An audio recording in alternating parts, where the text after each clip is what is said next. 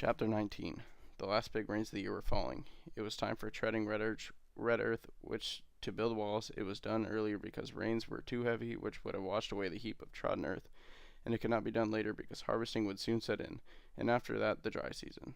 It was going to be Okonkwo's last harvest in Mobanta. The 7 wasted, weary years were at last dragging to a close. Although he had prospered in his motherland, Okonkwo knew it would be he would have prospered even more in Umofia,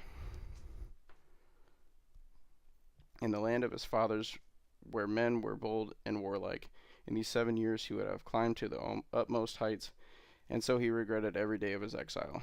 His mother's kinsmen had been very kind to him, and he was grateful. But that did not alter the facts. He had called first child-born son to him Nika, mother is supreme, out of his politeness, his mother's kinsman.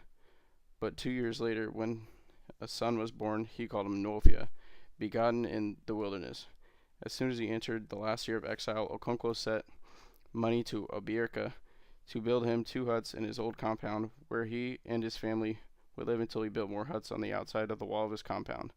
He would not ask another man to build him his own obi for him, nor the walls of his compound. These things a man built for himself or inherited from his father.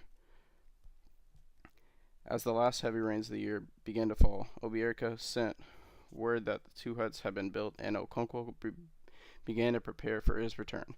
After the rains, he would have liked to return earlier, but to build his compound that year before the rain stopped. But in doing so, he would have taken something's full penalty of 7 years, and that could not be. So he waited impatiently for the dry season to come. It came slowly. The rain became lighter and lighter until fell in slanting showers, because the sun shone through the rain and light breeze blew. It was gay and airy kind of rain.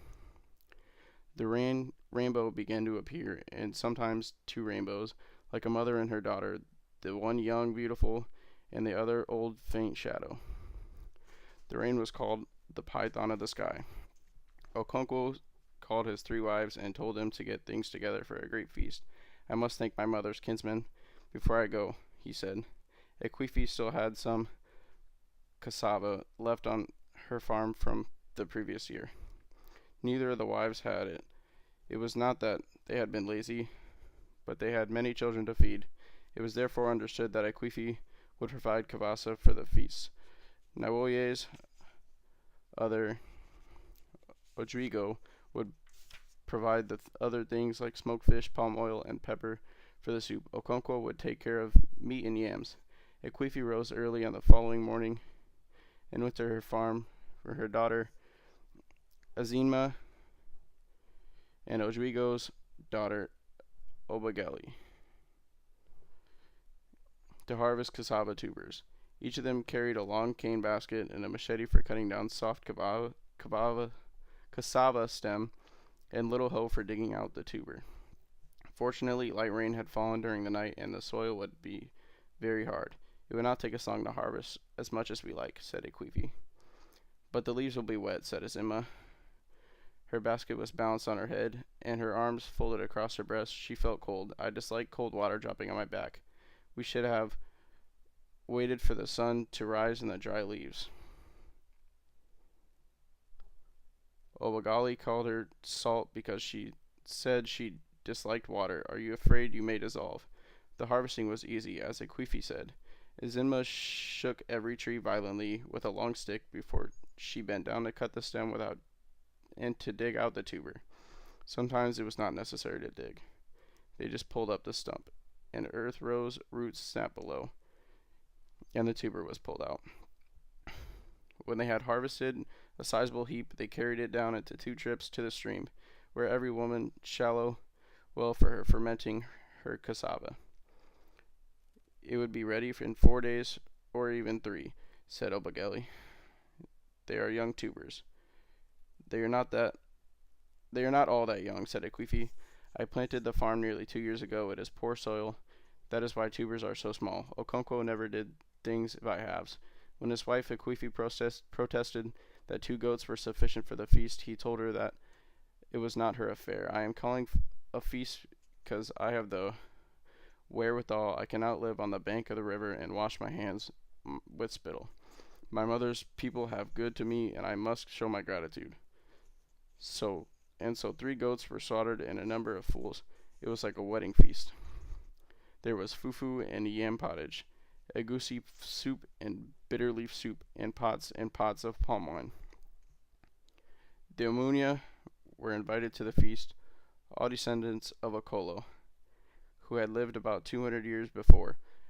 The oldest member of his intensive family was Okonkwo's uncle Uchendu. The kola nut was given to him to break. He prayed to the ancestors. He asked them for health and children. We do not ask for wealth, because that is health and children we will also have wealth. We do not pray to have more money, but to have more kinsmen. We are better animals because we have kinsmen. An animal rubs an itching flank against a tree. A man asks his kinsman to scratch him. He prayed especially for Okonkwo and his family.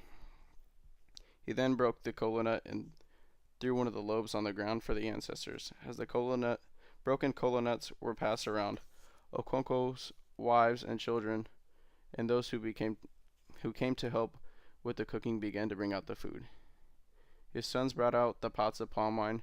There was so much food and drink out, many kinsmen whistled in surprise. When all was laid out, Okonkwo rose to speak. I beg to you accept this little kola kid, he said. It's not to pay you back for all you did for me in these 7 years. I cannot pay for its mother's milk. I have only called you together because it is good for kinsmen to meet. Yam pottage was served first, and it was lighter than fufu because yam always came first. Then the fufu was served. Some kinsmen ate it with egusi soup, and others with bitter leaf soup. The meat was then shared so that every member of the Omunia had a portion. Every man rose in order of 7 years took a share. Even few kinsmen who had not been able to come out of their shares taken out for them due term.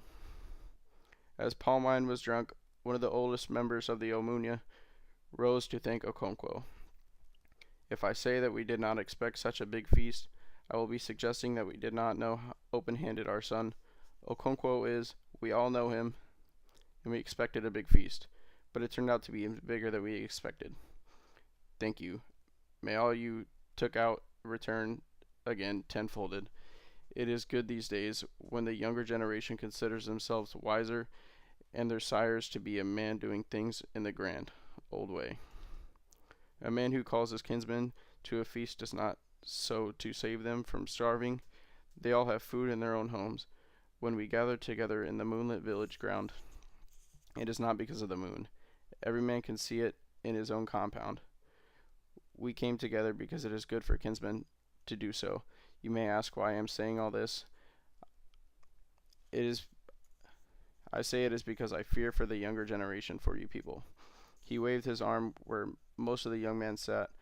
As for me, I only have a short while to live, and so have Uchendu and Unachakwu and Umifino. But I fear for you, young people, because you do not understand how strong is the bond of kinship. You do not know what it is to speak with one voice, and what is the result. An abdominal religion has settled among you. A man can now leave his father and his brothers. He can curse the gods of his fathers and his ancestors, like a hunter's dog that suddenly goes mad and turns on his master. I fear for you. I fear for the clan. He turned again to Okonkwo and said, Thank you for calling us all together.